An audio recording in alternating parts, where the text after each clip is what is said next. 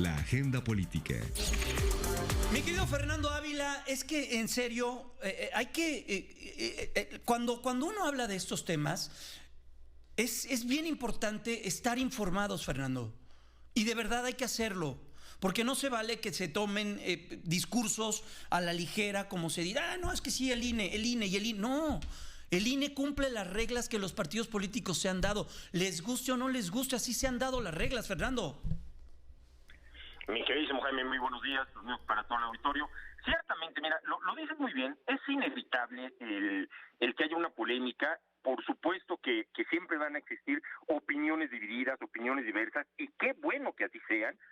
Lo hemos insistido mucho en ese espacio. Me parece que a lo que no podemos aspirar o no deberíamos aspirar es a que en todo el país exista una opinión unánime respecto de algo, pero finalmente esas son los elementos que incluso nos permiten ir avanzando y perfeccionando, en este caso, nuestra democracia. Y lo señalas también igualmente muy bien. Si vamos a tener esta polémica, si vamos a tener esta discusión, si vamos a tener este debate saludable, lo mejor es que sea informado. Por ejemplo, elementos como los que se están mencionando respecto a lo oneroso que pueden ser las elecciones o que puede ser un instituto como el Instituto Nacional Electoral, valdría la pena, por ejemplo, el hacer este análisis de cuánto del presupuesto que se le otorga al Instituto Nacional Electoral, por ejemplo, corresponde a la credencial para votar, que hoy por hoy es Exacto. el instrumento fundamental de identificación de todo el país, y que buena parte, prácticamente poco más de una tercera parte de lo que corresponde al presupuesto ordinario de un instituto nacional, corresponde precisamente a nuestro instrumento medular de identificación. Elementos como esos me parece que de pronto se pierden en el debate y pareciera que todo el tema va solamente, uno, en el costo general de organizar una elección, y como también se señalaba, en lo que ha implicado esta falta de confianza entre los propios actores políticos. Es decir, en la medida en que cada uno de los participantes, partidos políticos, no confían en su adversario y en la manera en que éste va a respetar o no las reglas del juego, ha provocado que nuestras elecciones sean ciertamente mucho más caras de lo que podrían llegar a ser si los mecanismos de confianza, si los mecanismos de participación inclusive, si la forma en la que los propios partidos públicos decidieran que pueden controlarse a sí mismos de una mejor forma, por supuesto que saldría mucho más económica. Lo hemos platicado también. El voto electrónico, sin duda alguna, permitiría en mucho reducir un altísimo costo que corresponde a la propia organización de la elección, al mismo material que se utiliza con la elección y a todo lo que la jornada electoral implica. Sin embargo, lamentablemente, la falta no solamente de acuerdos, sino fundamentalmente eso que señalamos de la falta de confianza, no se avisora que muy pronto o que en el corto plazo pudiéramos arribar a un mecanismo que no solamente permitiría el bajar el costo del proceso electoral, sino además inclusive el conocer los resultados de una manera mucho más eficiente, mucho más rápida, que de por sí el Instituto Nacional Electoral ha permitido arribar a estos datos de manera mucho más ágil y mucho más rápida.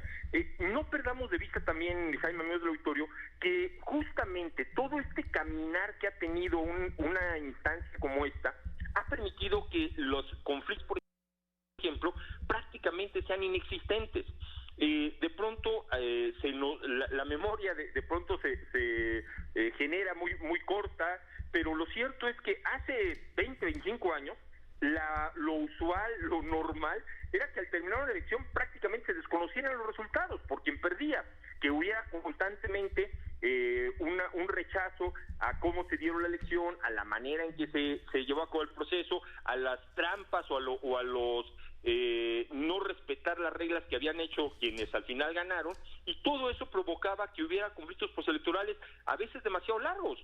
Finalmente el tema del 2006 no está tan alejado y ahí está presente.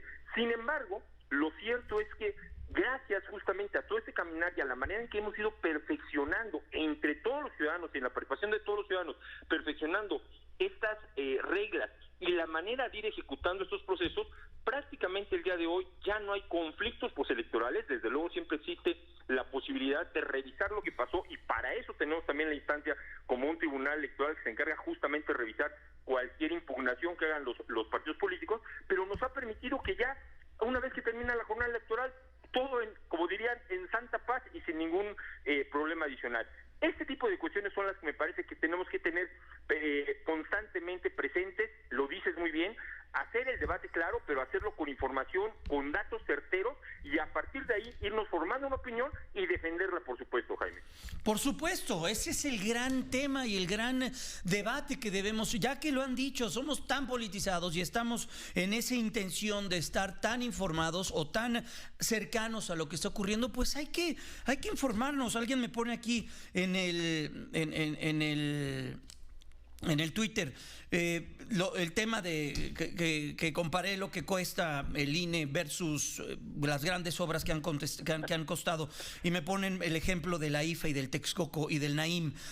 El nuevo aeropuerto internacional de la Ciudad de México, me dice, oneroso el seguro de gastos médicos mayores de Córdoba y no las obras de la 4T. Con el AIFA se detuvo el oneroso proyecto de Texcoco, que era una cueva de corruptos. Díganme un solo caso de corrupción ante el Ministerio Público en el Naim, o alguien que se encuentre ahorita en la cárcel. El Naim lo vamos a pagar, lo estamos pagando ahorita con las cuotas del TUA del aeropuerto de la Ciudad de México. El Naim representaba poner a México, y créame que yo conocí bien ese tema porque una de mis fuentes, antes de estar aquí al frente de un micrófono, es la aviación. Yo durante muchos años he cubierto la aviación y me tocó acudir a foros internacionales donde se hablaba del gran proyecto que significaba el nuevo aeropuerto internacional de la Ciudad de México, el Naim. Iba a ser un hub, le íbamos a quitar mercado a los grandes aeropuertos de Estados Unidos porque los aeropuertos son un negocio, le íbamos a quitar negocio a Panamá, porque Naim iba a significar que muchas aerolíneas de Asia aterrizaran en México y de México brincaran a Europa en otras aerolíneas, porque ese es el negocio de la aviación en el mundo. Y con el aeropuerto internacional Felipe Ángeles, sí, ok, se detuvo la cueva de corrupción, como dicen, que no he visto un solo caso de corrupción, o quizá hay, háganmelo llegar, ojalá, me gustaría mucho poderlo conocer. Y de ahí construir un aeropuerto internacional Felipe Ángeles, la potencia que tiene la aviación a nivel económico es fundamental, pero bueno, se dicen cosas, pero no se conoce el entorno de las mismas. Fer, tenemos que ir a la pausa, gracias, te abrazo y te deseo un excelente fin de semana, cuídate mucho. Excelente, amigo Jaime, hasta luego. Hasta luego, vamos a la pausa, regresamos. En un momento regresamos.